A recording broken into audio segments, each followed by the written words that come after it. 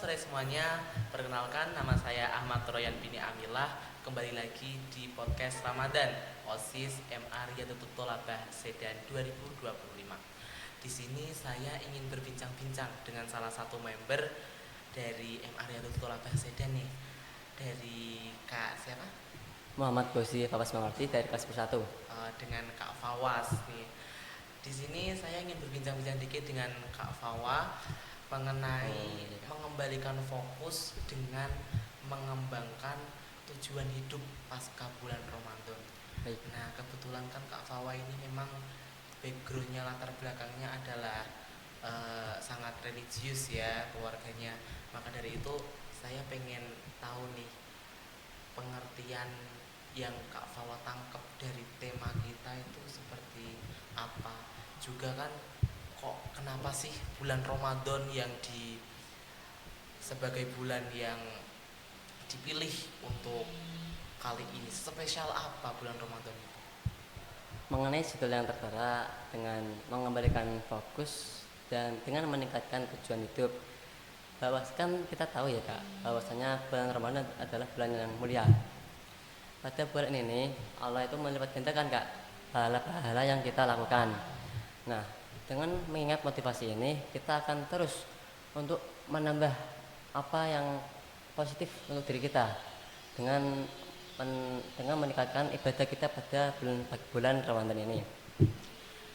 Berarti memang bulan Ramadan ini adalah tempat dimana kita fokus untuk beribadah, Ya, Kak. meningkatkan fokus kita untuk mendekatkan diri kepada Allah yang mungkin awal-awalnya adalah kita seorang maksiat, seorang pemaksiat yang sangat liar sekali. Sekarang kita bisa di bulan Ramadan membenahi diri kita, meningkatkan fokus kita dengan mendekatkan diri kepada Allah tersebut. Insya Allah kita setelah pasca bulan Ramadannya akan menjadi orang yang lebih baik lagi ya Kak ya. Ya Kak, betul. Terus seperti ini Kak, jadi saya melihat kebanyakan dari anak-anak kiai yang kita biasa sebut seperti Neng, Gus, itu mereka sedikit rasa mereka untuk mengembangkan tujuan hidup mereka dan meningkatkan fokus mereka. Soalnya mereka itu telah terdoktrin sejak dini dengan kata-kata, alah santailah, aku kan anak kiai, jadi ya udah tujuan hidupku ya buat nerusin ayahku, kan seperti itu ya Kak ya. Biasanya kan mindset seperti itu bakal muncul di benak-benak mereka. Padahal dengan hal tersebut malah membuat mereka semakin malas dan akhirnya menjadi nakal. Pandangan Kakak seperti itu? Alhamdulillah di daerah sini kan belum, sepertinya tidak ada ya Kak orang yang berperilaku seperti itu. Yai sendiri adalah orang yang penting bagi masyarakat. Terus jika Gus-Gus dan Neng-Neng itu merasa dirinya adalah orang yang kemudian kelak akan menggantikan posisi bapaknya sebagai kiai, dengan tingkah laku seorang Gus dan Neng yang rada melenceng ya Kak ya. Iya, rada melenceng. Nah, nanti itu akan kita kan tahu Kak ya, kalau kiai itu kan panutan bagi masyarakat ya, dan memberikan contoh yang baik. Nah, terus jika Gus-Gus dan Neng tersebut menjadi kiai atau Neng, itu kemungkinan besarnya tuh sangat kecil Kak. Ya dengan sifat yang seperti itu. Kalau dan kiai kan gelar Kak ya. Gelar itu tidak bisa diperoleh dengan gratis ya. Dengan mengenai gelar kita harus mendapatkannya dengan usaha yang matang dan bersungguh-sungguh ya Kak. Terus jika Gus dan Neng-Nengnya itu mempunyai sifat yang seperti itu, kalau bahwasanya kelak nanti akan menjadi kiai, itu akan kecil Kak kemungkinannya dengan sifat yang dimilikinya tersebut. Berarti maksud dari ini adalah jika anak dari kiai tersebut itu memang dari lahir mereka mendapat julukan seorang Gus ya. Memang ada kan yang namanya status sosial ya Kak ya, yang diberikan oleh masyarakat. Memang mereka adalah seseorang yang secara lahir langsung dipanggil Gus karena anak dari seorang kiai, tetapi ingin mendapatkan gelar kiai tersebut itu harus benar-benar berjuang ya Kak ya. Karena memang kiai itu adalah seseorang yang tidak remeh. Ya Kak. Jadi memang kalau mereka sadar mereka adalah anak seorang kiai, justru malah mereka yang harus bagaimana caranya saya bisa lebih dari ayah saya. Seperti itu. Jadi bukannya kita meneruskan apa yang ayah kita punya, tapi kita mengembangkan apa yang ayah kita punya, seperti itu. Jadi memang dalam konteks ini si anak dari kiai Gus Neng tersebut harus punya itikat, harus punya rasa kalau bahwa mereka itu harus berjuang lebih keras daripada ayahnya. Dan dari pandangan seperti itu akan meningkatkan fokus mereka, terus tujuan hidup mereka semakin maju juga. Ini kita seperti halnya kita berbicara seperti ini ya Kak ya, tidak bisa merubah sikap ataupun pola pikir mereka kecuali mereka juga introspeksi diri mereka ya, sendiri. Kak. Jadi semua itu tergantung dirinya sendiri. Kesadaran, kembali kesadaran ya Kak ya. Jadi memang para gus-gus dan neng-neng di sana bukannya kita mengecap jelek atau bagaimana, tapi mungkinlah bisa meningkatkan potensi mereka lagi lebih daripada ayahandanya. Lalu sekarang gini Kak, sekarang kebanyakan Gen Z itu anak-anak zaman sekarang tuh pasti berlindung dengan kata ini kan semuanya takdir dari Allah. Allah takdirnya seperti ini kok, Allah nanti Allah udah ngatur. Nah kebanyakan anak-anak itu menggunakan kata-kata tersebut untuk melindungi mereka, untuk menjadi alasan mereka agar tidak terlalu berjuang, tidak terlalu fokus, meningkatkan fokus mereka. Padahal hal tersebut sangat keterbalikan dengan meningkatkan fokus dan mengembalikan itu tujuan hidup. Iya betul sekali.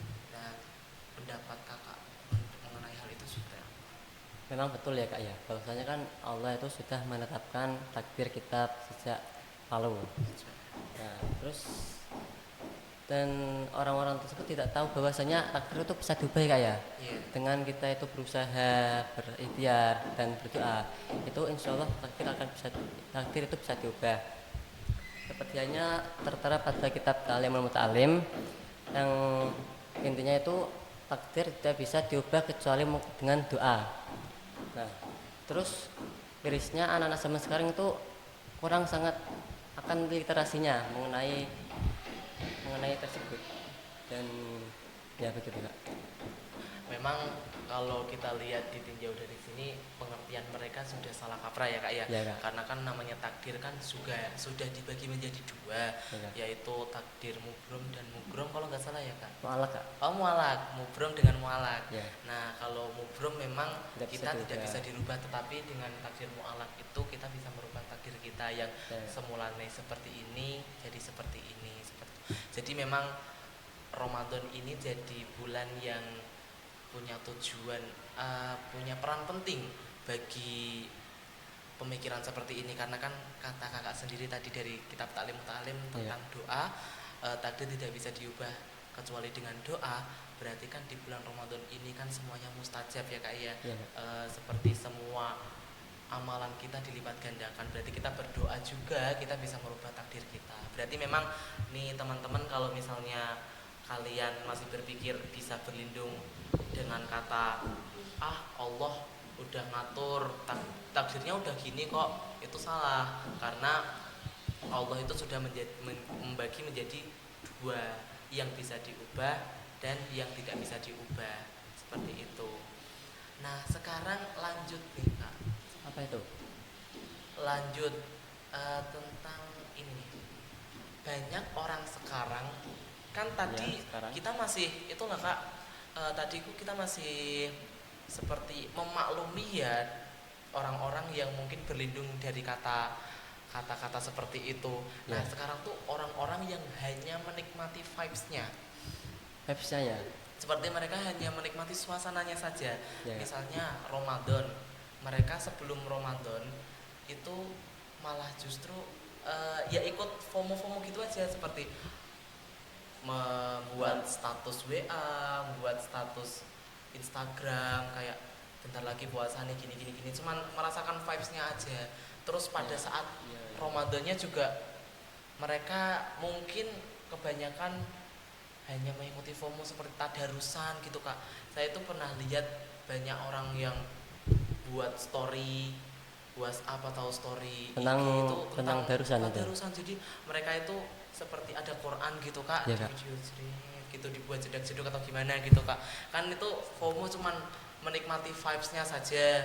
Terus juga nanti pas lebaran juga seperti itu kak, cuman mereka hanya mementingkan FOMO dan apa yang tren saat itu dilakukan tanpa adanya pemikiran nanti saya seperti ini, fokus saya nggak tambah nanti, tujuan hidup saya seperti ini, nggak ada pikiran seperti itu kak. Jadi ya hanya ikut alur saja vibesnya. Ini vibesnya menjelang lebaran nih, ya udah seperti ini. Ini vibesnya itu Ramadan nih, seperti ini kan. Jadi kan mereka kan seperti ya bodoh amat dengan tujuan mereka. Mereka hanya post story, post story, post story, FOMO, meningkatkan followers mereka seperti itu kan. Seperti ya memang tujuan hidup mereka mencari followers mungkin ya kak ya. Mungkin ya Kak. Tuh. Jadi memang Fokus seperti itu harus kita benahi ya Kak. benahi ya kak ya. Jadi Ya harus dibenahi itu. pendapat kakak mengenai hal tersebut seperti apa sih? Kalau ditanya dengan persoalan yang begitu kan, kita kembali ke awal. Bulan Ramadan adalah bulan yang isinya, yang di dalamnya Allah itu melipat gandakan pahala seseorang ya Kak ya. Iya. Nah terus kalau orang-orang tersebut hanya ikut-ikutan FOMO, nah kalau dekat dengan hari raya kan sama-sama itu ya Kak, membeli baju-baju ya Kak ya. Iya, FOMO dengan Membeli, Kak. baju-baju. Tidak mau ketinggalan dengan tren ya Iya, Kak ya. tren-tren. Lah, kalau seperti itu kan rugi ya Kak ya. Kan kita pada bulan Ramadan ini kan sebaiknya kita itu memperbanyak pahala ya Kak.